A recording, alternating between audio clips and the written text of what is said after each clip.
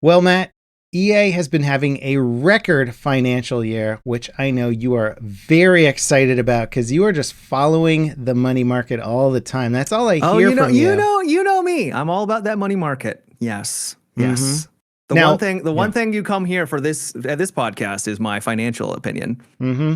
Matt was like, sure, Battlefield 6 Season 3 is great and all, but what is that doing for my wallet? How much money is the company making?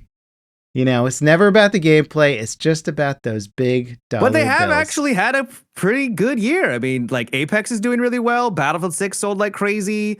I mean, yeah, things have been kind of on the downward trend for Battlefield 6, but with the new season, which I had a chance to play, it's looking all right. They're doing okay. Mm-hmm. They've also got the sports games and everything like that. Oh, yeah, Apex yeah. Legends. I know people don't really talk about it much, but it had, I don't know if it's a comeback is the right word, but like it was kind of going down a bit in terms of player base, and now they're like 100,000 concurrent pretty regularly. Yeah. Which pretty good. And like I said, you don't hear much chatter about it, but they're clearly doing something right.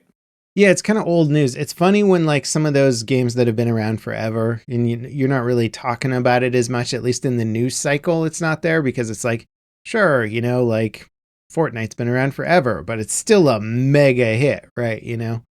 And so, yeah, similarly, Apex is like, it was hot stuff when it first launched and now we're not really chatting about it, but it's like 100,000 people concurrently for a Royale type game. You know, you're like, okay, it's one of the biggest Royales on the planet and has consistently maintained that. I'm still surprised that it's mobile game. They shut it down because everybody was praising it. They're like, Apex Mobile is like amazing. And then they shut it down. Oh, they shut it down? I believe so. I didn't even know there was a mobile game. I don't know why I'm acting surprised. Yeah. When you're saying they shut it down, I'm like, am I wrong about that? Because it happened a while ago. You didn't even know there was a mobile game. You're like, they shut it down. I don't really follow mobile, so yeah. I believe they shut that down a while ago. Yeah. You can fact check me on that one, but yeah, you're probably right. I think that was just an issue of them having a really great game with too much overhead. They're like, we made a really good game. It cost us too much money to make it and to maintain it. Whoops. Yeah. Literally May 1st, 2023. So it's been 3 years since it got shut down. Yeah. So you go and they shut it down. I'm like, oh, I must have got that news wrong if Matt's been playing Apex Mobile or something. No. I'm glad that you were, surprised and affected by that news, though. Battlefield 6 Season 3, you got to play it today. Did you have a chance to play it at all? Man, I don't know what happened this time, but Season 2 got my little invite letter to play it early. Signed up, played it early, recorded, had my opinions ready to go. Season 3, no email, no invite, no nothing. Nothing, huh? I don't know. They bounce around who controls these events sometimes because usually the emails comes from different people. So I'm like, oh, they changed responsibility. So I don't think it was any sort of intentional decision. I think somehow I got left off of a list somewhere. And naively, when I didn't see an email coming out, I was like, I guess they're just not doing an early preview event this time around. Oh, right. I guess they are. Yeah, anyway, I'm annoyed, but I'm not super upset about it. I'd be curious to hear your thoughts on Season 3. I did watch people's videos that came out today on it, and it looks very pretty, very colorful. Yeah, so it's Gold Mud. I was worried going into it that it was going to play kind of like Battlefield 4's version, which is fine if you're in a tank and awful if you're in infantry. Yeah. I think that they delivered something that's pretty good here. Yeah. I don't want to jump to conclusions because I only played preview events. And stick with your opinion, Matt. Give us a hard opinion. Amount of time, but I do think this is going to be a popular map. This is the one that really does feel like a quote unquote battlefield. There is tons of vehicles everywhere flying around. It is epic. There are jets. There's you have Little Bird transport helicopter, attack helicopter, all flying around with jets also careening around. It's mayhem. But it gives you that sense of scale and battlefield vibes. Plus, the tanks are also driving around, and the tanks got a pretty decent overhaul.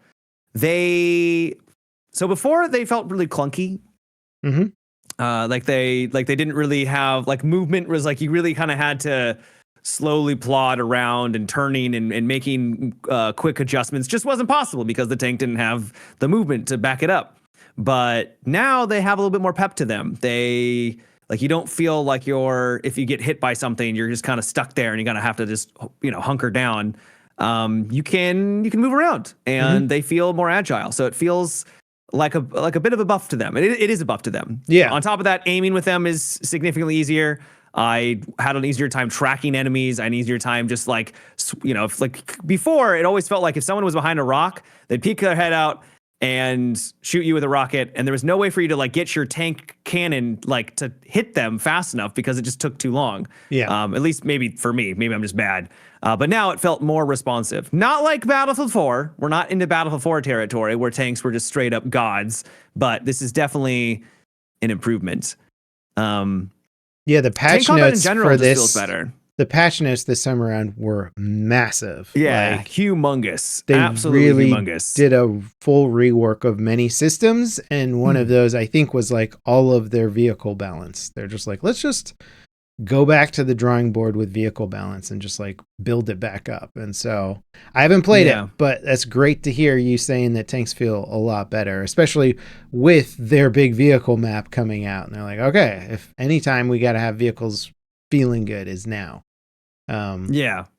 How about for infantry stuff on the map? Because it looked like there was a lot more cover going on this time. There's a lot more cover. So in Battlefield 4, if you're around the D, I think it's the D objective, and you just kind of look out, and it's just fields like everywhere. There's maybe a couple of like rocks and little like divots in here, but carrots. But it's pretty much just flat.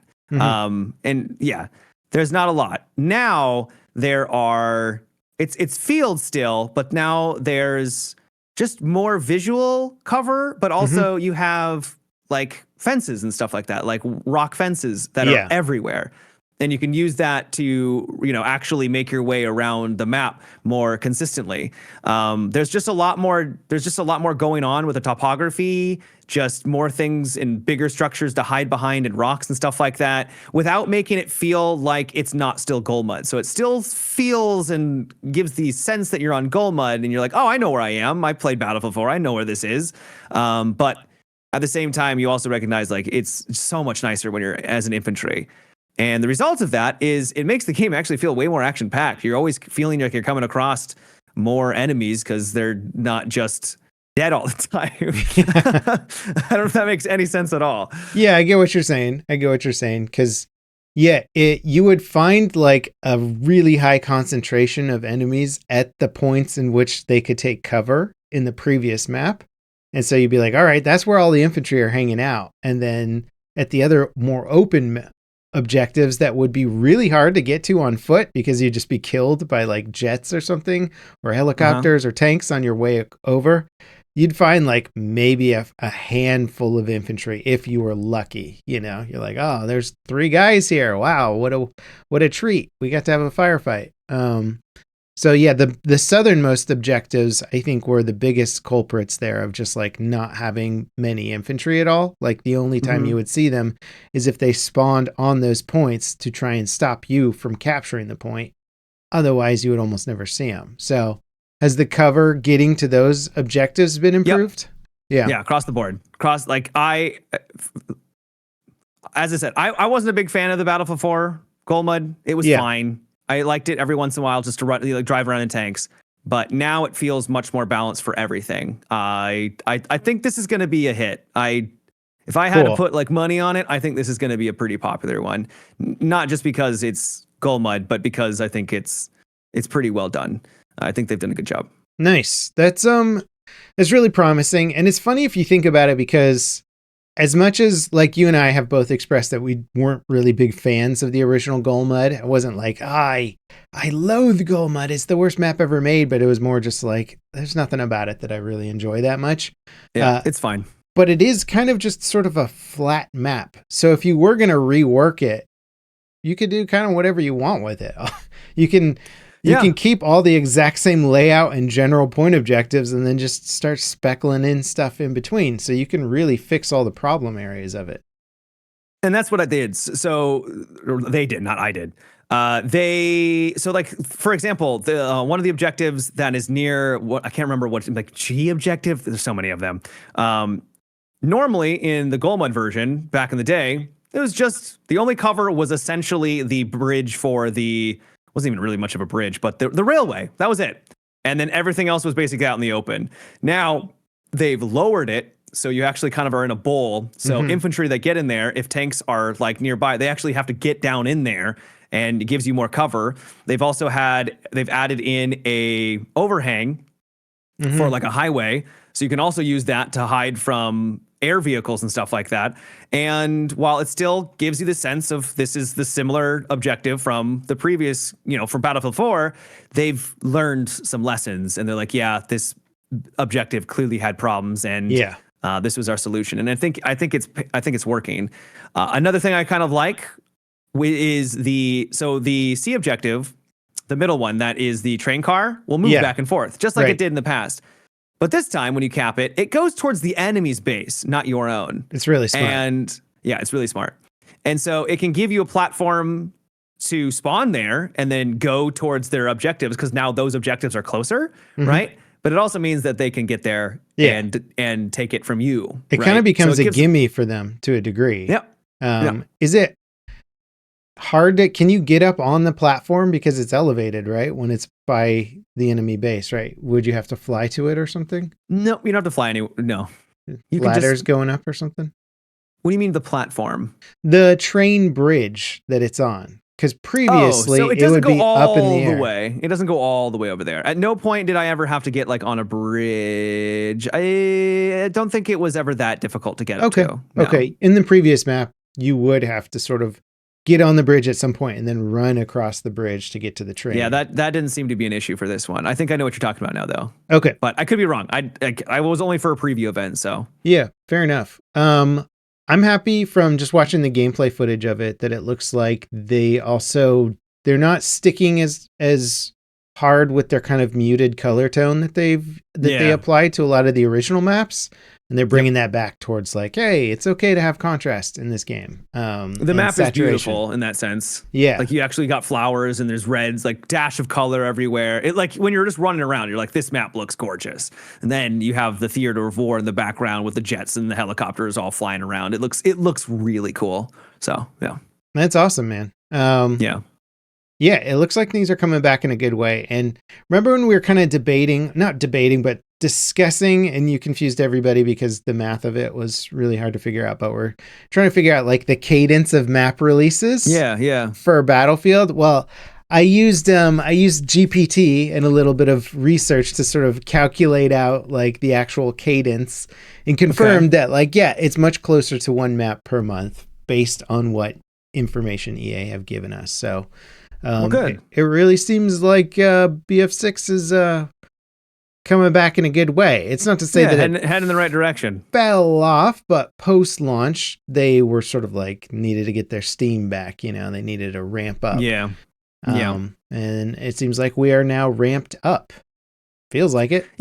Yeah. There's also the new weapons. So there's the M16A4. Yeah. Which was pretty fun to use. You can use it in burst fire. That's how it comes standard. But then as you level it up, you can turn it into full auto. So you can get kind of like your M16A3 from like Battlefield 3 days. Both were solid. I didn't feel like you needed to get in full auto for it to be effective. It did have some pretty big kick left and right, but fun little weapon. RPK though, that thing is going to be, I think, disgusting. Yeah, laser beam. RPK. Yeah, it's got a pretty good rate of fire, and it is a laser beam. That thing is going to be a menace. Nice. They have apparently increased the recoil and bullet spread of like every weapon. I haven't looked at the patch notes, but that's what people were saying. I think it might be related to console. Console won't have their reduced recoil like they used to. Okay. Because they were using controllers, right? So apparently DICE toned that down. So maybe that's what more people are referring to. Okay. I didn't notice recoil and bullet spread to be like bananas, but it is something to keep your eye out for. Some of the guns, like the VCR, was pretty unruly when I tried it out in the playtest. But once I kind of got down the recoil pattern, it was still completely fine. But so gotcha. Weapons felt good overall. Yeah. Okay. Nice. I think that's like one of the hardest things that console PC hybrid games have to deal with, with this cross-platform environment is like you dial in the feeling of recoil on PC and then you go to console and you go, okay, well, how's that feel now when you put aim assist on top of it? And you're like, it's a completely different beast. So can you give console weapons the same stats as PC weapons and have it be a fair experience? It's like, it's almost an impossible problem to solve. It's hard to line it up for sure. Yeah. So it's like, you can get close-ish. And then the next map coming out this season is the Cairo Bazaar, which also looks really cool. That one's not out yet, but seems like we're off to a good start with season 3, which will be out for everybody tomorrow, or rather one day prior to this podcast launching. Yep. So that's cool. I'm going to play it tomorrow morning, and I think you'll like it. I think you'll be happy with the changes. There's a new sniper in it too, but I mean, it's a bolt action sniper rifle. I think it's the I did use it. It's a 115. Yeah. Classic one. Cool. I mostly just bolt action is like, does it look cool? All right, I'll use that one then. Yeah. Yeah. There's not really much of a difference. I always poke fun at people for Battlefield 4 because they're like, oh, we need this many bolt actions. I'm like, no, you don't. No, you don't. It's just a cosmetic thing at the end of the day. Do you really need 15 bolt action rifles? Well, this one has a rechamber speed of this much, and this one is slightly faster. Oh boy. Yeah. That's about it. I like it in that it sort of functions as that role-playing dynamic where you're like, I want to be a sniper that has, this old school bolt action or this new school one or the one that I like from Counter-Strike or whatever. You get them all. Right. Yeah. So I'm fine with weapon spam, which is what we got in BF4, just so many. I prefer that over not getting stuff for sure. Fair enough. Yeah. And then you can really nuance down all the stats and stuff. You're like, this is the best one. This is the best sniper. For sure. Well, that's cool, man. Really excited to play that tomorrow morning. I think more excited about this map release than anything since the game rolled out, basically. Yeah, I think this, I don't want to say this is the turning point, but this does seem to be a really good step forward for DICE on this one. Or Battlefield Studios, whatever they call themselves these days. Yeah. Matt, you're like talking to a GPT type thing, you're very non-committal. I don't want to say this is the turning point, but it could be the turning point, Are you saying I sound like a chat GPT? Because it's so non-committal, Matt. When you ask it a question, it's like, no, I don't want people to be like, the streamer said that it was going to be the best thing since sliced bread. Exactly. Be more like those controversial streamers out there who are just like, this is what's happening for sure. Everybody else's opinion is wrong. Yeah, but I don't know. I got to put more hours into double it. Double down, just say, this is the turning point for BF6. I'm calling it right now. No, I won't. I do think it's fun though. I genuinely had a good time on my cool during the couple hours that I played. I do think it's a fun map. We'll see what happens. Well, speaking of doubling down, you remember like forever ago when it was during I think one of the Star Citizen yearly events. CitizenCon, that's what it's called. They mentioned that the single player was coming out in 2026, and everybody went, okay, we'll put that on the calendar. And then they haven't really said like, hey, we're on track, guys. Don't worry, everything's looking good. They've sort of been quiet about it. So it's of course led to a lot of fan speculation, and not that we need any sort of reason to doubt a Star Citizen release date. Hitting its mark, but there was a recent interview with Chris Roberts where he said like the plan is still 2026, and I mean we're a good way through the year, almost halfway through the year at this point, and if he's saying plan is still 2026, then that's good. He did, however, give us a caveat saying there is one particular big AAA title that we are watching out for, that many other developers are watching out for, which could affect our launch timing, which would of course be Grand Theft Auto 6. So I think he's giving himself a little bit of an out there, which I guess fair enough, but hopefully it means that Squadron 42 actually will be ready by the end of the year, whether or not it is released. And on top of that, they canceled CitizenCon this year, which I think they haven't done that in a while. I think maybe since COVID, perhaps. But basically, the plan is like, hey, we don't got time to put on this big old show. We got to ship a game. So all hands on deck working on the game. I did see the new vehicles. They look cool. Oh, yeah. So they hinted at they teased this new battle cruiser coming out, which is of course a massive mega ship that, you need 50 friends if you're going to even try and think about piloting the thing. But would you actually need 50 to be able to pilot it, or is it because it's just so large? I'm exaggerating. It feels like you only need like 1 or 2 people to pilot, and then they've got the rest of the people just kind of sit around and twiddle their thumbs. Well, it's like technically the largest ship in the game you can solo right now, in terms of you can fly it and you can get access to its most powerful weapon. But you can't man all of the turrets, so you can still snipe stuff with the railgun. So I assume this battleship would have some sort of piloting controls. Maybe you can launch the missiles or something. Battle cruiser. The thing that tickles me about this is, so Star Citizen kind of is notorious for, I wouldn't call it ripping off, but more making like a fan servicey ship design where it's like, this is clearly the X-Wing ship and that's like the TIE Interceptor ship. And this one's kind of, they all kind of vibe and pull from different famous ship designs. And some of them are heavily inspired by really well-known sci-fi ships. This battle cruiser is basically Space Battleship Yamato. Are you familiar with that anime? No, okay. Not.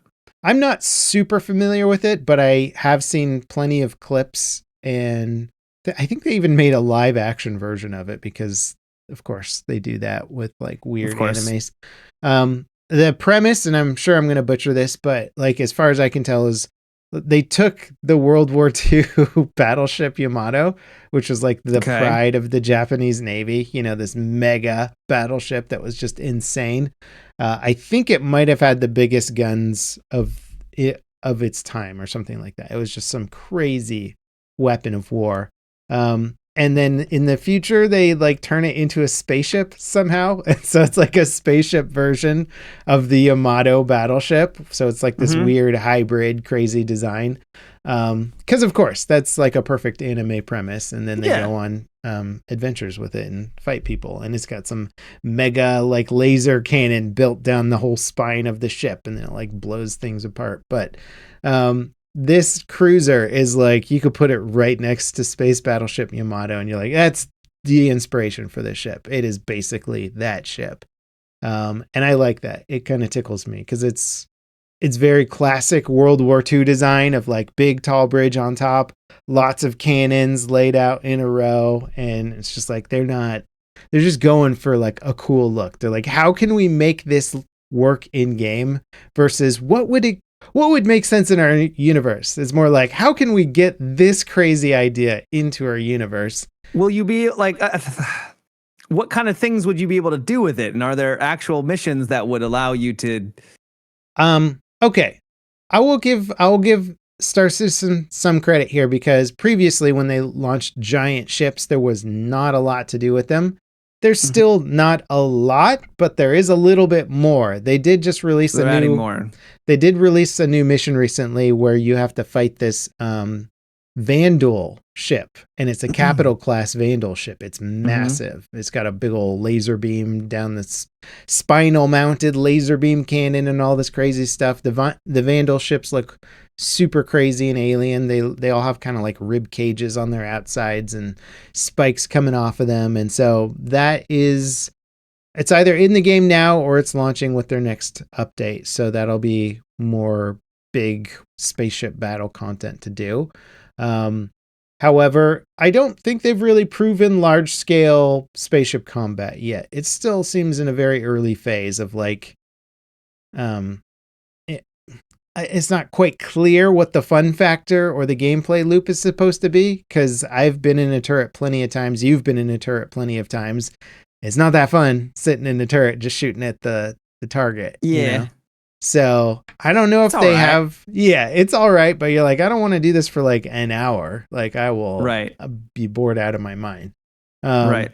so I'm not sure if they have a big gameplay loop or gameplay plan for those big capital class battles, making them fun or interesting. Because in my opinion, you would need a lot of fun strategy to make those battles interesting, right? Where you're like, oh, Yeah. hit the weak points, go for these things, and then on top of that, like let's come up with fun strategies and ways for players to like maybe not always have to just constantly be aiming at crap, but maybe managing some other system or something. And so they have all that, but it's like broken up into different roles for different people. So it's like if Mm-hmm. you're managing engineering, then you're not gunning, right? It's like Well, so what would engineering look like? I think you run around and replace capacitors and repair parts of the ship and stuff like that.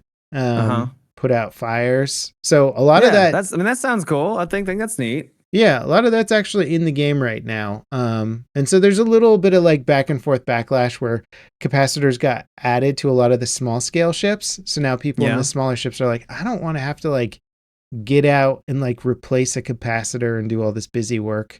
I just want to fly my ship around. And then the big Right. ships are like, yeah, cool, engineering gameplay. That's fantastic. Now something to do in these big ships. So there's sort of like a They gotta find the design. balance. Yeah, they're fighting. The design ideas are fighting each other right now. So we'll see what comes out in the long run. I think smaller ships are getting a little bit of immunity to some of that capacitor style gameplay.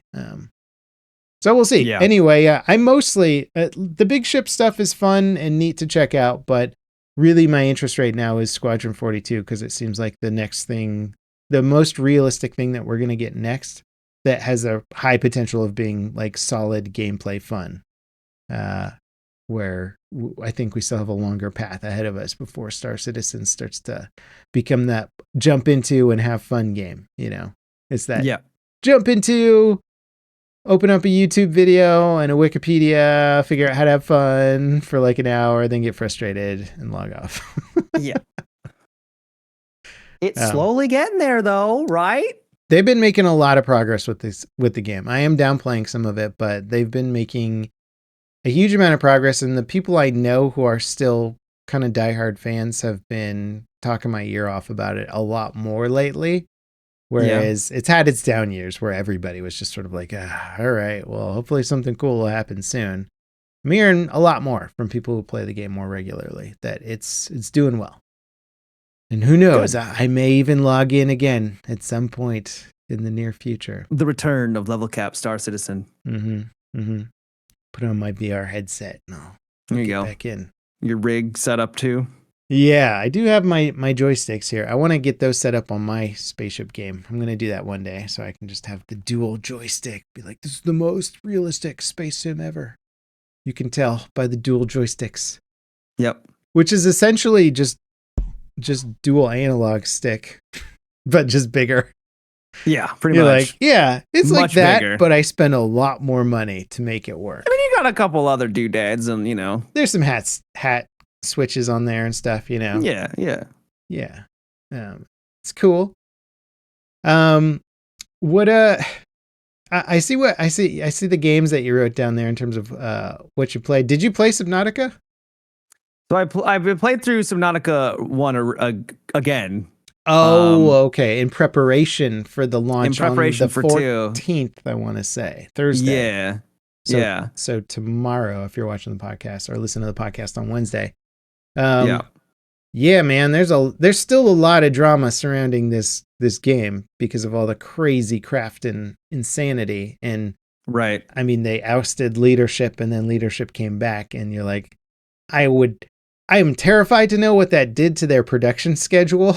Because if you lose the leader of a company and everybody's like, so we keep working now? Like, what do you want me to do next? I'm surprised we're even getting the game in early access this soon after all that happened. Yeah. I really hope people give them a little bit of leeway if there's problems with it, because given what went down with them recently, like they need a little bit of grace. So hopefully if early access is a little bit chunky, like just before you review bomb the thing, just give them a couple months to iron it out or something, you know? Well, they said that this is going to be in development for at least a couple of years of early access. They also said that early access will be the biggest early access that they've done. So there's the most amount of creatures, leviathans, vehicles, every biggest early access. So I don't remember what Subnautica 1 was when it originally came out in early access or below 0, but yeah, I'm excited to at least try it. I'm, as you said, going to give them some leeway because I'm not expecting it to be a 10 out of 10 at release. But Subnautica 1 is one of my favorite, and going back and playing it now is just one of my favorite survival games. It is a horror game, even though technically it's not a horror game in the sense of like they're trying to necessarily scare you. Yeah. If that makes sense. Like they are trying to scare you, but it's not because they're like, hey, jump scares and, creepy music and stuff. It's just the way that being underwater in the dark is scary.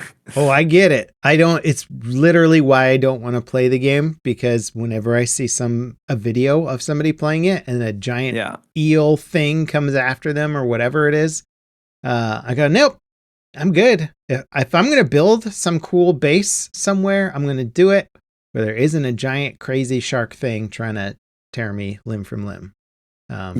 And I get it, though. That adds a huge fun factor, especially when you're playing with friends. You know, it's like, oh, Matimio got eaten by the shark. Isn't that fun?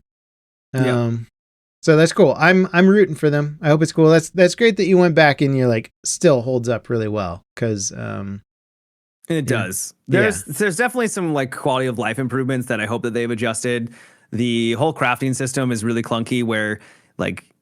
What year was Subnautica 1? It was 2016 is when I last played. So it's been, or 2018. So it's been at least 8 years, I think.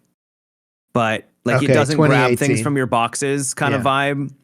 And so the inventory management becomes just really obnoxious. It's not the worst, but it's just like, man, this just... 2018 was the 1.0. It came out in 2014. There you go. So that was early access. So that's a 4-year early access. That's pretty crazy. Yeah, that's a long time, right? Which is why when they say this is our biggest beginning of our early access, it's like, well, how big was the game in 2014, right? Yeah. So yeah, that makes sense because it's funny. Like I think crafting games in particular, because we've had so many crafting games, this would be over a decade worth of crafting games since Subnautica 1 came out. They have found a lot of ways to refine and improve the crafting experience, you know? So I would expect a lot of those improvements to be in Subnautica 2. Well, that's cool. Excited about that. There's been a bunch of interesting game stuff happening. What'd you think of the Star Fox 2 remaster? Did you ever play Star Fox 1 or N64? Oh, I did. Oh, definitely. Yeah. All way back in the day. Yeah. Classic. Yeah. I saw it and I thought to myself, I have literally no interest in a remaster personally. Like it was fun back then, but that was like genuinely 30 years ago. Like it's been forever. 30 years ago, and it's a very old school game design. Which is like that sort of very old school on rails progression towards it's quite literally the 3D version of those top-down airplane games where you just go vertically up on the screen and you dodge stuff at the arcade, you know.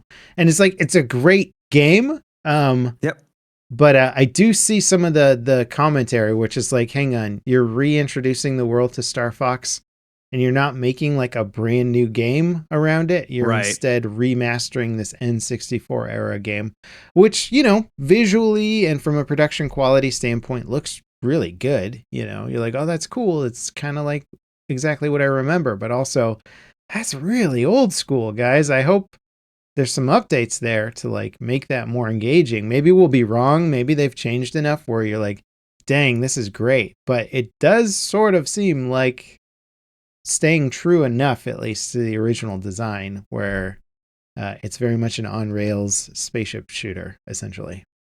Yeah. I think a lot of people are also kind of annoyed because, like, why aren't you just making a new game? Like, why aren't we retreading over this again? In the presentation, I immediately tapped out when they started describing like the mechanics. They're like, you can go fast or you can brake. I'm like, cool. Yeah. Like, you can neat. do a barrel roll. You're like, right. Got it. Yeah. Yeah. So, we'll see. I don't want to be too hard on it, but I definitely not interested in playing it myself. I have a little interest around like maybe playing it with my son. I'm like, okay, this would be a fun for sure. kid game, you know? So maybe that's sort of the angle here, I guess, is like we remember enjoying it as kids. We're like, this is great and fun. But as adults, you know, we're sort of not the demographic anymore. So maybe that's the angle. I don't know. Cause it's like everybody talking about it is somebody who grew up playing Star Fox and is like hoping that the IP would have aged with us. But in this case, maybe not so much. I don't know. It's because I don't really follow Nintendo stuff as closely. So maybe they've had a lot of Star Fox games, but to my understanding, I don't think they really have. I think I think they've already done a remaster of Star Fox, and now we're getting another one. So yeah, it would be interesting, but if they went for more of a, I don't know what you would do, like an open world style Star Fox game. I don't know. It might become too similar to so many other space games that are out there. So maybe this is Nintendo's attempt to make space more accessible, which is just sticking with that classic formula. Well, they could have just done the same game, but then just add new bosses and like new enemies and just expand upon the title instead of just doing the exact same thing again. Right.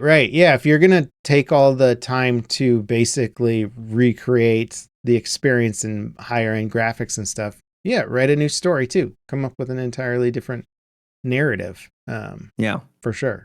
Because the first one was fun. It really legitimately had some cool fleet battles and stuff like that felt like you were in a fleet battle, you know, with big ships and flying through them and around them and stuff. It gave you that sort of big space cinematic experience, but you don't have to deal with, you know, managing your fuel capacity and engine heat and all that stuff. You're just doing barrel rolls and all that fun stuff. Yeah. So we'll see what happens with it. People were kind of weirded out by the presentation of Star Fox and stuff, which it looked a little weird. They based it off of an old puppet design from their old commercials. And puppets are creepy depending on, it could be a little weird looking who you ask. But I tend to I did find the characters a little bit creepy looking, but not so much that I was like, oh, I would never play this because of the creepy Star Fox puppets. It's just interesting angle. My news post has been blowing up about Mixtape, the video game. Did you have any plans on playing it, or have you played it? I probably will check it out, but I don't think I'll be streaming it because I think it's just full of just copyrighted music. Oh, yeah, right. I believe the whole thing is a mixtape, essentially. So the interesting thing about this game, and why I think it's been blowing up online, is because there's a lot of people that seem to be annoyed that it's not the traditional definition of a video game, in the sense of there's not a lot of player agency over what your character does, I believe. I haven't played it, but looking at it, it looks kind of like it's like a movie, but where you can interact with elements in the film. That's kind of what I've heard too. Yeah, and I mean, you could make comparisons to like Telltale games, but in Telltale games, I think you have more agency over the direction of the narrative. Story. I don't know. I don't think you have that same agency in this game. I think it's more like I was watching videos of people play it, and you can like kind of make all the characters kind of like bop their head to the music in the car and stuff like that, and other kind apparently it's a real vibe. Like apparently like people that have played it and they lived through the, you know, like 90s, that this is just like it's gelling with them. So it's got very positive reviews on Steam. A lot of people are liking it. And I just think it's an interesting subject because it is taking the concept of what is a video game and sort of pushing it even further, or expanding that definition even further, right? Where you're like, a game is something where I have control and I do things and then my character does stuff. And it's like, this is sort of like almost in the realm of like interactive movie. Um, and Okay. I think it's an interesting concept because obviously you can't sell an interactive movie on like Netflix because nobody wants to pick up their remote and like hit a button on the remote controller. Right. So it makes sense to do that format as a game on Steam. And we've had plenty of like walking sims in the past that would be pretty light when it comes to like what you would consider traditional gameplay. Yep. And I think this game is pushing it just about as far as you could push it, where you're like, is it a game? Is it like interactive movie experience? But it has been interesting to see people sort of like argue and like, this isn't a video game. If you want to make a movie, just make a movie. Stop like making a game and calling it a yeah. I also think I haven't like I said, I haven't played it, so I can't really speak from personal experience, but it feels like a lot of the hate is also stemming from reviewers who liked it, and specifically IGN gave it a 10 out of 10. And so now everyone's like, well, it must be bad because IGN gave it a 10 out of 10, right? And I'm like, come on, guys. I think it's got like a couple thousand very positive reviews on Steam. So, I mean, it's not just IGN. Right. Yeah. If IGN gives any game a 10 out of 10, it's almost like the press frenzy is not even worth it. You're like, please, IGN, just give me like a 9. Give me a 9.5 is like probably what game devs are thinking. You're like, don't give it. And there's people that are now genuinely going out and trying to like dunk on this game for some of the reasons you talked about. They're like, oh, it's not even a game. Well, it's like, well, that's okay. Then it wasn't for you.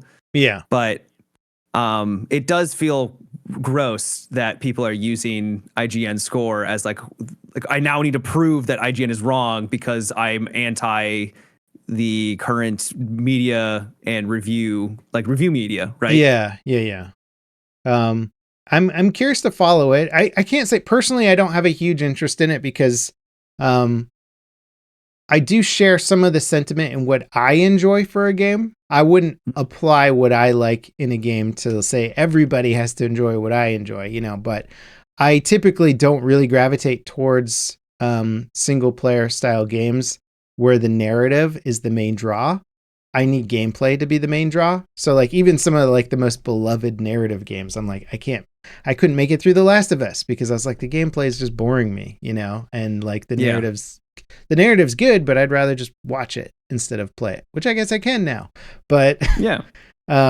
So similar reason, I wouldn't be gravitated to Mixtape just because of that, but also I can appreciate the idea of trying to elevate that art form. I think I used to be a little bit more cynical about it because it started to invade games that I otherwise were marketed more as action games. Like when Call of Duty started adding more and more quick time event sequences to it, I started to really push back against this notion of making games less engaging from a gameplay perspective and losing player control and player agency. It's like press this button to like grab the thing in midair and throw a bomb back at the guy. And it's like, no, like give me more control over the thing, make it more skill based, whatever. Yeah, because it's kind of funny because for me, I would rather them just play the cutscene at that point without any, just completely remove the QTEs. Like I hate them that much. So it's funny that I would, for like a game like this, it's like that's all it is. Well, it's not just QTEs, but it's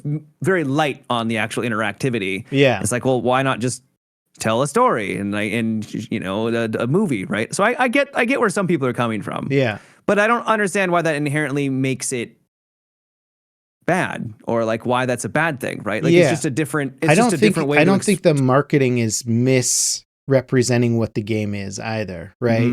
Because I mean, sure, okay, the notion when you hear game itself, that does give you a certain connotation of like, I'm going to have a character and do something with that character. I'll have some sort of agency in there. So in a sense, just calling it a game, you could argue, like gives you an idea of what it would be. But when watching the trailer or looking at screenshots or whatever, it becomes clear right away that you do not have much control over your character in this. And so from that perspective, I'm kind of okay with it because they're not mismarketing the game. Whereas if Call of Duty shows me a trailer that's action-packed craziness and I'm like, cool, I can't wait to play this. And then it's just a series of QuickTime events. Then I get annoyed, right? Because I thought I was going to get one thing and instead I'm getting something else. Where with Mixtape, I feel like it seems to be pretty accurately marketed, where I can look at it and see what it is and then decide if I'm going to enjoy that experience or not. Yeah. So I just need to play it and see what the yeah, fuss is about. That's what I need to do. I'd be curious to hear your thoughts on it, and I wonder if they have a streamer mode where they have like a bunch No, of like I don't think they. I think they said fake that there isn't 90s. one. Yeah, because I think they have a lot of huge Yeah. bands on there. Yeah. Like the I most think famous. they definitely music. have Nirvana. So Yeah, yeah, it's like all the big hits from the 90s. Yeah. And I'll admit I am kind of curious because I really like nostalgic movies that take place in an era. Like I'm a big fan of like Richard Linklater, who's like, that's his whole thing, is to like just put you in an era and just let you absorb the vibe. And like sometimes you finish the movie and you're like, what even was that about? And they're like, don't worry about it. You just were in that time period with these characters for a while and you just kind of felt the vibe of that time. I'm like, Yeah. I like that. So if a game can do that, I mean, admittedly, it's turning my head more so than games that I know are going to be weak on gameplay, right? Where it's like, if you're not going to do gameplay well, maybe just avoid it entirely because you really want to tell a story. And I almost respect that more than a game just giving me crappy gameplay to tell a story, if that makes sense. You know what I mean? I think so. Yeah. Yeah. We seem to talk about AI almost every single week, which is like, I mean, the whole world is sort of centered around it now. It's kind of wild. I went to a kid's birthday party this weekend and all the parents were like talking about losing their jobs and stuff to like, oh, Jesus. Yeah. I mean, it's everywhere, right? Like, that and sucks. I was like eavesdropping on conversations and hearing people talk about it. And I'm like, oh my Yeah. God. Like everybody and anywhere is like affected by this stuff. In the gaming space, Sony is pushing. So there's all this sort of back and forth pushing. Some studios are like, we'll never use AI ever, and we vehemently oppose it. And then Sony is pushing for AI in games. They have a new tool that they're trying to make available to their studios called Mockingbird, which is going to help speed up facial animations and processes like that. Okay. So we clearly are very aware of studios using it and using it to potentially good effect, in the sense that if you don't know that they're using it and you love the game, then I would argue that they're using it to good effect, in the sense that they are producing content that we are liking, right? And we are unaware that is AI generated. I'm not saying good in the sense that it's good for people keeping their jobs or anything like that, or the morality of the situation. I'm just saying they're able to generate content that we all think is great content until we find out that it's AI generated, right? So there seems to be a big push to go that way, and Sony's obviously a huge studio, and they're sort of doubling down on this AI usage and building tools for their developers to make AI stuff faster. In my own line of work, I'm noticing artists, more top tier artists, because that's where you get the most pushback from, is the art community right now.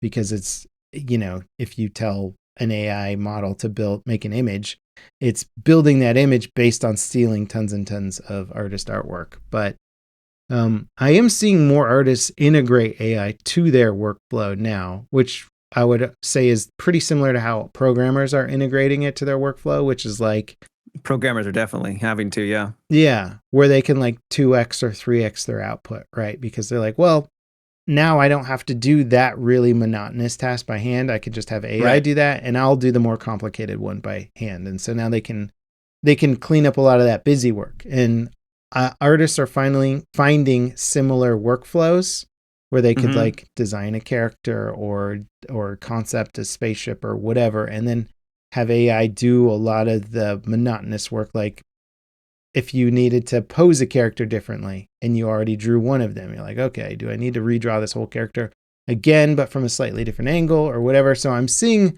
that getting adopted more in the artist workflow. But we are at a weird point right now where I think the economics of it are going to sort of force it into the industry, which is like the sad side. It's the sad side of capitalism to a degree, right? Where it's like, you can have a company here where you're like, I'm going to run this company the best way I know how to, with morality at the core of everything that we do. And we're going to treat everybody right. And then you're like, yeah, but that company overseas did it for a quarter the cost. So they're going to take all your business, and it doesn't really matter that you did it right.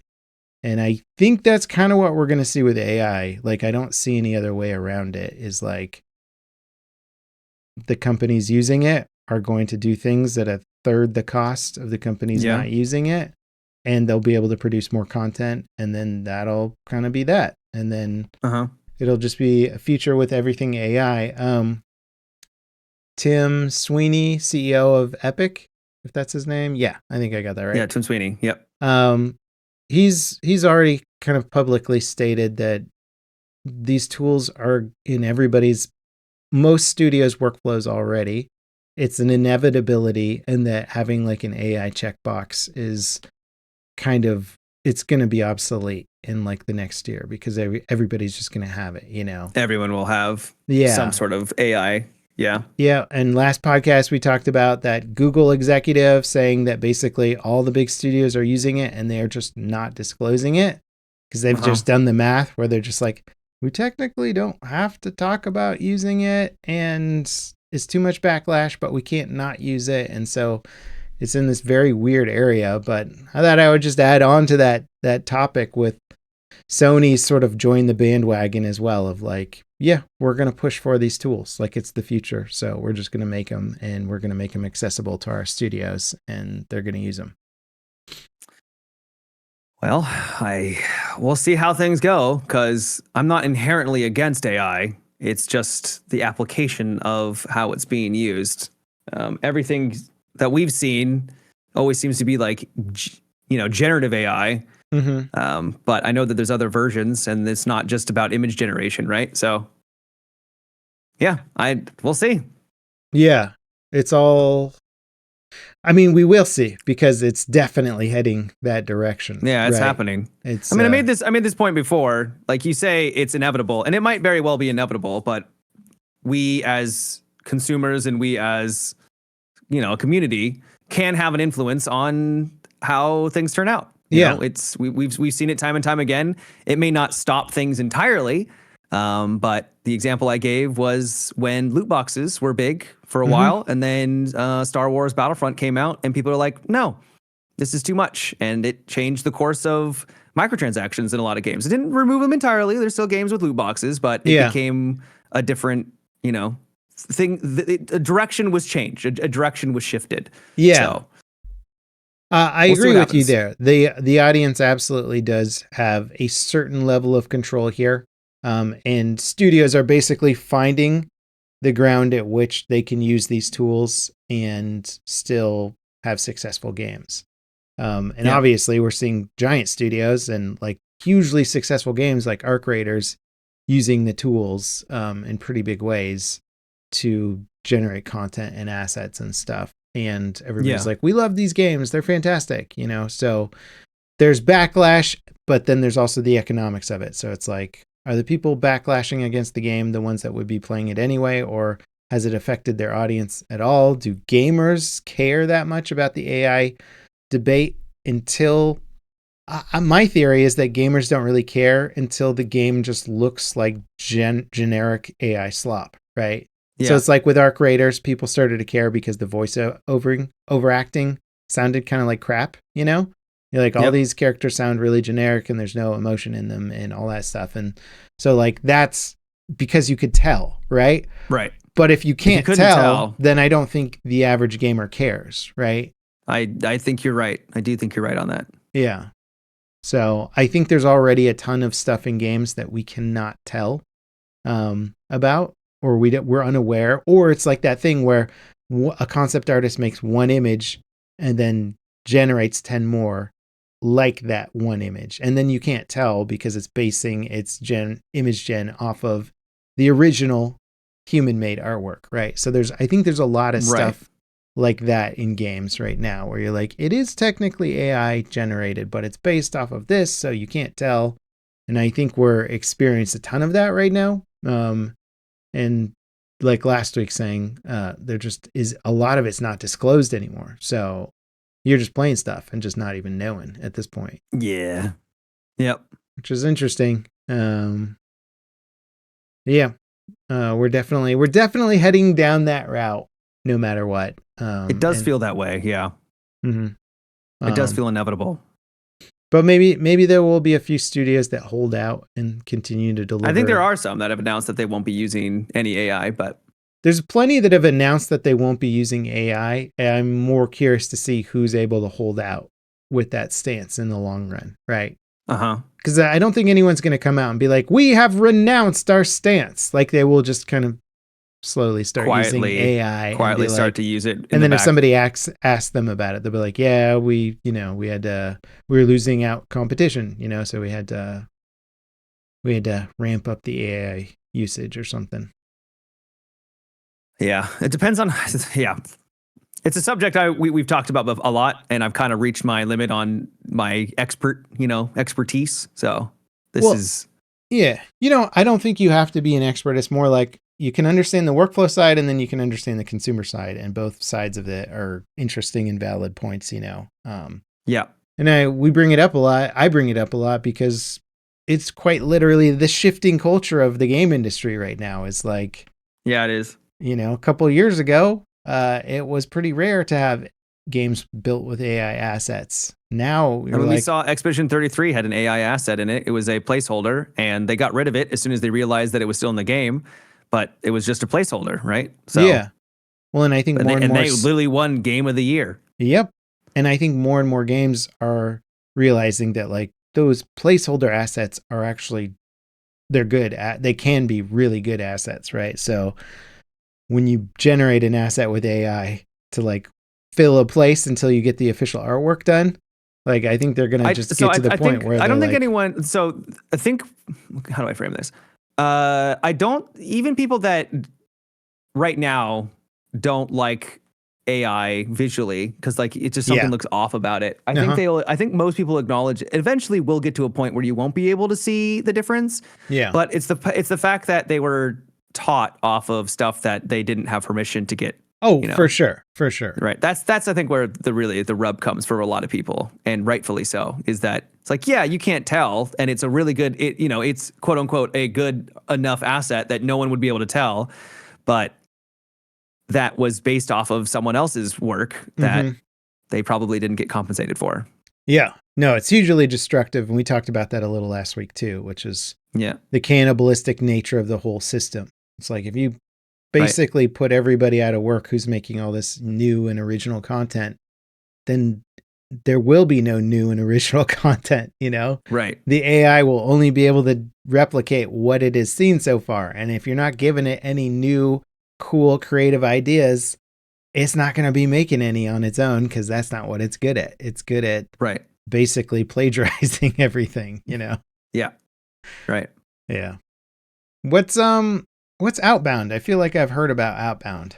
So I played Outbound yesterday, and it is a really cozy game where you have your kind of like a car, a van. I know this one. And you can build a base on top of your car. So the entire thing is you go around, you gather materials like wood and things, and you have these little towers that you need to find that will give you blueprints so that you can get a better axe or better pickaxe or what have you. Yeah. And it's a survival game where you just drive around and I love this accomplish concept, some tasks. by the way. I think it's such a good concept. Yeah, it's really cozy. And it's cool that I love the idea. I love the idea of like a mobile home, but you make like a base on top of your car. Like that's super sick, right? Yeah. Really fun concept. And it's all magic. So when you close the door on their side, everything just kind of folds in on itself, and then you can just drive around. So you don't have like a giant house on top of your car as you're driving. I'm surprised they didn't go more like kind of sci-fi with it and give you some sort of weird spider walking creature or something. No. They just give you a Volkswagen van. Yeah. They're like, don't worry about the fact that there's a giant house on top of this thing.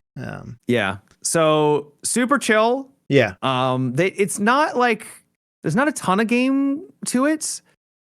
I would actually say my biggest critique is I think the progression's a little too slow. Eventually, like you'll be backtracking all the time to get like wood and stuff like that because you're waiting for it to respawn, which feels weird. You don't chop down any trees. You just chop down trees that have already fallen, and you're constantly like backtracking. I'm like, why am I backtracking all the time in this cozy car game? Okay. Like, why? It just felt a little bit too slow. It's like, I want to build my. So I streamed it for 6 hours, and I barely had like a house on the top. Like, I could have done more, but I would have had to go out and like farm for materials. And you're like, well, another Survivor game requires you to farm materials. Like, yeah, but this game is kind of giving that vibe of just sort of just exist in you. Like, you're going to make progress organically and naturally, and you do. But I felt like I was grinding in a cozy game, and I'm like, I don't want to be grinding in a cozy game or getting the sense that I'm doing it, right? If that makes any sense. Totally. It means they got the formula off a little bit where the fun part of it isn't quite as fun as they thought it is. Or guess what? It's not fun to do this to get 100 units of wood. It's fun when you do it to get 5 units of wood or whatever. You know? Right. Yeah. Yeah. So it kind of reminds me of Firewatch a little bit in terms of its visual style. Yeah, no, dude, the aesthetic is fantastic. I really like the aesthetic, and you're right. It does look a lot like Firewatch. Another thing is, so to progress, you need to get like these stations to all sorts of stations. One is a nailing station. There's like food in a game, and I don't know if this was intended by them. And maybe some of them become obsolete and just move up to like the next category. But there's so many, like the whole idea of a van life is simplification, right? Van life is, because that's kind of what this game is, right? Yeah.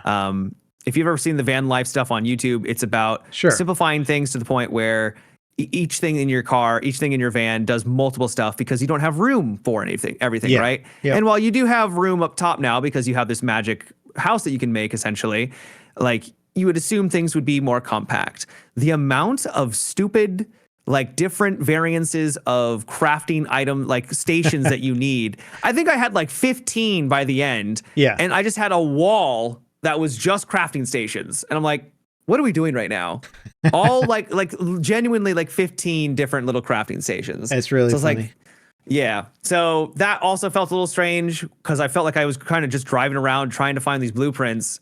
And I was like, I need this specific blueprint. It won't drop for me. I'm not getting a lucky roll because it will be like randomized what you get each time. That's kind of annoying for a gameplay progression system. Yeah, it's exactly. I'm like, why are we doing it like this? If you're trying to find a cool item for like an MMO that makes you more powerful, random drop is okay. But when it's a blocker for like being able to build a thing that you need or really want, that's annoying. That's annoying. Yeah, because I entered into a new zone and I needed a level 3 axe because apparently a level 1 axe or 2 axe couldn't chop down these logs, right? And so I just had to drive around looking for a blueprint, and I was like, nope, that didn't do it. Nope, that didn't do it. That's weird. You should definitely have a clear way to progress that is not RNG based. Very cozy. Yeah, and I like the vibe. And maybe it was because I played it for 6 hours straight because, live stream and everything. But that part of it, I was like, I feel like they could have maybe done another pass or two on the progression. Gotcha. Okay. And this game, did this just come out? Yeah, it just came out. Okay, cool. Yep. I remember seeing some of the media for this game as they were building it and thinking like, that just looks fun. It looks cool. Like a van survival, not even a survival, but a cozy survival. There's like, there is food and you have to manage your food and stuff like that. And I think you can technically die because if like you don't have enough food, your health will go down. But I never got to that point. Right. So cozy survival where you're not feeling in threat and constantly having a, there's no shooting. There's actually no humans either. There's just a bunch of robots that you come across and that's about it. And they're like robots in the sense of like, they're like a Roomba kind of thing. Yeah. Is there lore in this game? Like, is it an apocalyptic world? No, there's people that have left notes. They're like, well, we went to the festival, you know, you can come into my house and take all of my stuff. Apparently, you like just burglarize people's homes in this game for some reason. You know what I think this game is? This is the post AI future, right? There you go. This is after we've lost all of our jobs to AI and everybody, but this is the utopian version of it, right? Where we're all just inherently wealthy and have no need or want for anything. So everybody's like, yeah, just come into my house. Come take whatever you want. We all have everything we need. So drive around, have your van life, do whatever you want, and just vibe out. Yeah. I don't hate it, to be honest, Matt. Would you do a van cross-country trip with me in the post-AI future? Sure. Yeah. In the utopia? Sure. Why not? Yeah. Exactly, right? Why not? What else are we going to do? Exactly. Anything we want. Yeah. All right. As long as we can just make that the future, the AI future, then I'm down for it. It's called solar punk, I think, is the kind of the vibe where we live in harmony with like nature, but also use technology at the same time kind of vibe. Yeah. I hadn't heard the term solar punk before, but that I like that. That makes sense.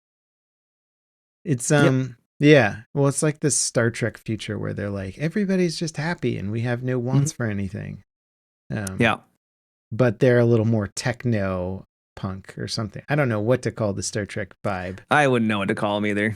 Yeah. They're definitely more bunch of nerds is what they're called. Nerd. Yeah. Well, it's cool.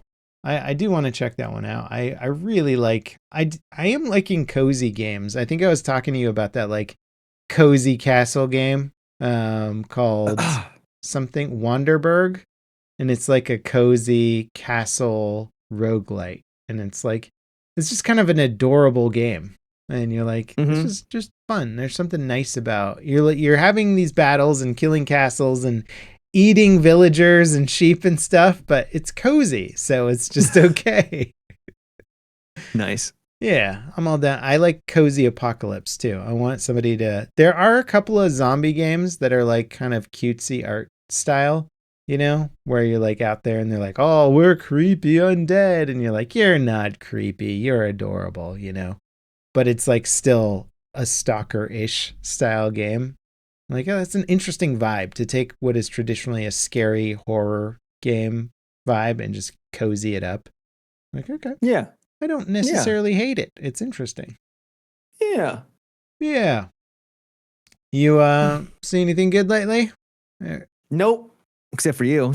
Oh, thank you. Thank you, man. Yeah, I've there's no F1 race this weekend, so unfortunate for that. But I did jump into season 3 of Shrinking, which I know I talked about last podcast a bit more. Yeah, still loving it. Still loving it. It's dragging a little bit this season. Okay.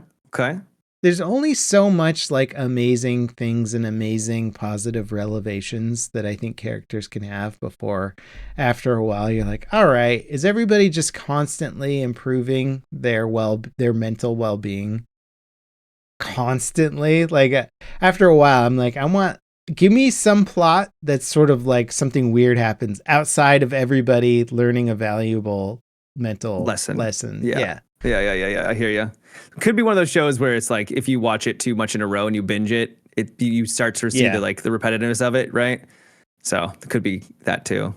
Yeah, it's a funny thing is like when you go back and watch an old show that was around before binge watching, before Netflix binge watching and stuff, you know. And you're like, oh, the pacing of this show is terrible or whatever. And it's like, yeah, it's because you could only watch one episode a week, you know? Right. And certain streaming services still do that. I think Apple does that to a degree, where when a new show's coming out, like you'll get one episode a week or whatever. And that mentality does pace things out differently. Whereas if you are watching back to back to back, you're like, oh man, are we just going to have the same plot line every episode? You're like, that's kind of what the show is. You just don't need to watch, 4 in a row. Otherwise you're going to lose your mind. Yeah. Which is interesting. It's funny. The thing that always gets me is like when you go back and watch old serialized TV, it's designed around you missing episodes because nobody's going to be there every single, Tuesday you just at can't. 8 Yeah, p.m. right. Yeah, whatever. You had to do Right. something that day. You missed it. Some people will record it, but not everybody can. Yeah. Oh, yeah, exactly. And, there's like that recording stuff with a VCR before like TiVo also was like a It's nightmare, awkward. right? So Yep. not that many people did it. And so like you go back and you watch it and you're like, gosh, they're repeating a lot of the same plot points a lot in this show, or like we're really revisiting same concepts, or boy, we're making progress really slowly. And then you're like, Which yeah, is people aren't catching every single episode, man. Yeah. Which is funny because now they do that for movies because of the whole phone brain. Yeah. Where they'll repeat plot points over and over and over again because they're like, people are on their phones and they're not paying attention. So we need to like hammer it home so that they can follow along. I'm like, well, just stop making shows and movies for that then, and just it's tough because there's a lot of backlash to sort of the Netflixification of shows and films when it was happening. I got a question. Yeah. What are people doing on their phones during movies and shows? Yeah. Are they browsing? Like, what are they doing? Genuinely, what are people doing? Like, there's only so much. Like, I know one of the things that they're doing. They're looking up information that the show reminds them about. So if there's a song in a show, they're like, oh, what's that song? Or who's singing that song? Or is this a cover of that song? So that's something that I will do sometimes. That's fair. Look that up. Sometimes you're like, who's that actor? I know that person. Who's that from? Then you look up the cast of that episode and you're like, oh, they're from this thing. Now I know who they are. And so that's like one of it. And then the other thing is just like whatever is happening in the show reminds you of. You're like, okay. But I agree that's not a great thing because it takes you out of the moment, I try not to do that too much, but it is for sure a thing that lots of people do. Maybe it's because I'm just not like, are people talking to like friends during shows and texting? Is it just because I don't have I'm not the most social person? Like, I genuinely, like, if I'm going to watch something, I just sit there and watch it. Unfortunately, Matt, I think that does make you sort of in the minority crowd these days. Which is, the thing is, I don't understand what they're doing. Yeah, no, I know. I'd like to say I'm mostly in that crowd still. Like, I don't often pick up my phone, but if it is a show that feels less focused or a little bit more light or something that you could walk into and out of, like maybe it's like there's like a new Zach Galifianakis gardening show, right? And it's like a whole episode about growing tomatoes. It's like I could miss a few minutes of that and come back into it at another point. Like, that might be a show where maybe I'm answering some messages that come into me from people while watching the show, Yeah. But if it's an intense episode of like Severance, I'm going to be locked in the whole time, right? I'm not going to be Googling stuff mid-Severance craziness, right? I hear what you're saying. Yeah. Like, if you're doing the dishes, you got like a lighter show on, you could do the dishes, right? Yeah. But I'll actually put on Netflix comedy stand-up while I'm working. If I have, for game stuff, if I have like a lot of UV stuff I need to unwrap or something, it's a little more monotonous that I don't need my whole brain for, I'll put on some comedy or something. So like comedy and podcasts will like definitely be my go-to, but it's like, I'm not watching. I don't need to see the comedian necessarily every time on stage for every joke that they're saying. So, I did binge The Expanse the second time through while working. So like, it was definitely like taking my attention at times, for like a big moment or something. Right. But because I'd already seen it once, I could do it. You need to be as close attention. Yeah, I gotcha. So I think I'm on the better side of viewers. I think I'm on the side that doesn't do that as much. So people are doing it way more frequently. And I think that sort of that information I know came from, I saw an interview with Ben Affleck talking about one of his new movies and how they had to redesign the script around reiterating the plot points so that people could jump in and out at different points and still know what was going on. I just find that crazy. Yeah, it is totally crazy. Bananas. Bananas. Yeah, but we're in a different era, man. Luckily, I think there are still good, solid traditional movies being made, but they are more like, A24 indie style films, right? Where you're like, oh, this is a cool, weird, quirky thing. And then you look into how it's made and you're like, yeah, all the actors took no pay to get this done. Like the crew worked for no pay. Everybody had like a cut of the film, but nobody got any money to make the film because nobody would back this weird, quirky idea in which it was just a character study or a movie about a relationship. It's like rom-coms don't make any money anymore, so they don't put any money into them, right? Mm-hmm. And so when you see good movies like that and you look up how they're made and stuff, you're like, oh man, these were really shoestring budgets, like they could barely get it done.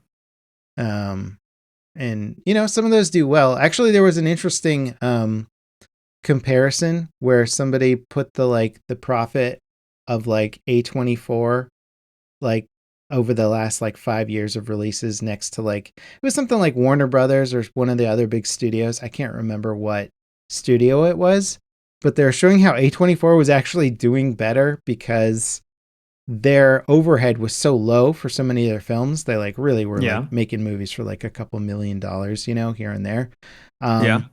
And while on average their profits per movie were way less, every now and then they would get a mega hit, where they spent $5 million making a movie that made like $400 million or something. Right. And you're like, holy and that pays crap. For all of the rest. And that makes up the entire rest of it. So they were actually looking better than like one of the major studios. Interesting. Because the major studio's like, yeah, we dropped $100 million to make this movie and we made $120 million. And you're like, okay, well, that's actually way less profit than this A24 film because they every now and then have one movie that goes crazy mega international hit, where most of their films are break even, lose a little, make a little, and then they're like they almost exist practically as a nonprofit until they get that one crazy viral thing.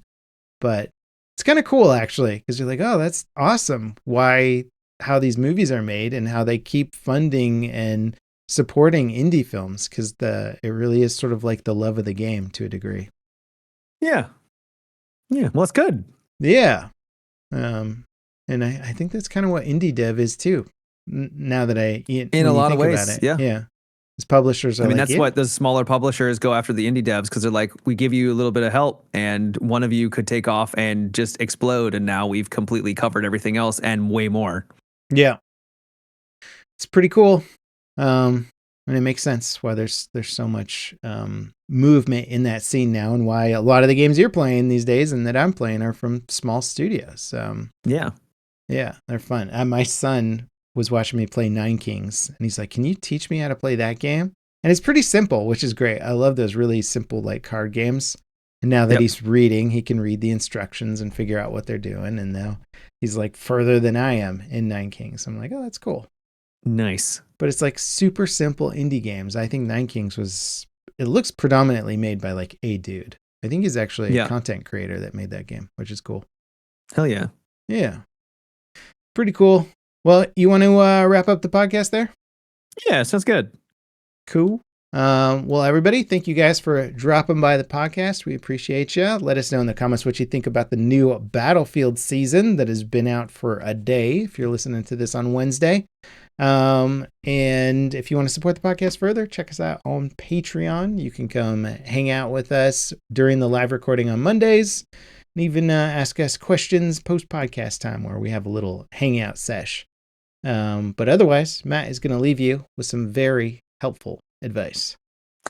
Yeah, so this week's helpful advice is don't jump to conclusions. Now, you might be wondering, what is that? It's very vague. Where does this come from? So last week we talked about, I made a very, very subtle, just a very kind of vague comment about how sometimes when a story revolves around a certain idea, like a world building idea, and then that idea doesn't go the direction you thought, it can be disappointing. You can be subconsciously let down by that. And someone extrapolated from that comment that I was, for some reason, defending the ending season of Game of Thrones, and that I was apparently a defender now of that final season. I'm like, what do you mean? Wait, did we talk about Game of Thrones? No. So they thought that you were like secretly defending Game of Thrones. Yes. Dude, it was. I read that comment. I'm like, what? That is Did I do? awesome. First of all, I've never seen Game of Thrones ending. I never saw the final like 2 or 3 seasons because I ended where the book ended. I've never defended the ending of Game of Thrones. That's really funny. Yeah, I was like, what are we doing right now, guys? What are we doing? Yeah. But so to set the record straight, Matt is defending the final season of Game of Thrones. He thought it was amazing. Yeah, get good. He thought all of the extremely fast wrap-ups of every single complex narrative was exactly the way to go. Faster the better. Especially if characters that are like so well known for certain things start doing things out of character in service of wrapping up those narratives really quickly. Oh yeah. That's even better. Yeah, that's my favorite. It was like, you know what the last season of Game of Thrones reminds me of is that Star Wars movie to wrap up the last trilogy, you know, the J.J. Abrams, Rian Johnson trilogy. I don't even know what that. Okay. The last film had to conclude so much stuff that like that's why I was more interested in seeing it than any other thing, because I was like, okay, first movie this happened. Second movie, this happened, which blows up everything that happened in the first movie and starts its own narrative, but then concludes its own narrative. The third movie is like starting a whole new film again. What on earth are they going to do? It's supposed to be a trilogy, but it doesn't even work as I was like racking my head about like what on earth they could possibly do for the narrative, because it was like an impossible story to finish. Like in my mind, I was like, that's an impossible story to finish. And based on what the third film came out with, sure enough, it was like they were trying to tell a whole trilogy in like a single film because they had wrapped up all the narrative lines. I don't know if I saw that one. It's insane, dude. It is like a fever dream. You can't even follow it. The stuff that's happening is so wild. The characters have motives that make no sense. They're just like, now we have to do this. You're like, why? Don't worry about it. We're on to the next scene. Don't worry about it. Total chaos. But yeah, it kind of reminds me of that, where you're like, I think you guys ran out of time to wrap up all of this stuff that you're trying to do. And yeah, Star Wars is sort of the opposite problem of I never saw that one. I never did. Star Trek Beyond, was that the one? Star Wars. Did I say Star Trek? Oh, you're talking. I thought you were talking Star Trek. Oh man, you probably said Star Wars. My brain is so frazzled right now. They need to stop naming things Star. I'll tell you that much, Matt. When coming up with a game name for my game, and I was like, maybe Star something. Let's see what's been named Star. No. Everything on the planet is Star, and then you just add a word, or you add a word before Star, like Battlestar or something like that. And it's just like, it's insane. You can't name anything Star. Otherwise, you will get lost in the giant pile of Star named things. You'll get lost in the sea of stars? Yeah, basically. You'll get lost in the universe? It's pretty funny though. You're just like, oh, we can't, like everybody had the same idea. Like, what if it was like Starbound or Star this or Star whatever, or Starfield, Star Citizen, Star Trek, Star Wars. Yeah. Star. Yep. Star. Endless. Every single name has been thought of and implemented. Endless Star is probably a video game or a movie or a show. Probably. Yeah. Dark Star, whatever, it's all that. Just get away from it. Stop naming things Star, guys. I'm done with it. Star Destroyer, Death Star. It's like even Star Wars has named everything in the universe. Star Killer Base, right? They have Star in like every name for everything. It's so funny. I didn't think about that. Well, guys, thank you for dropping by the podcast. We appreciate you so much. See you next time. Bye-bye. Take care.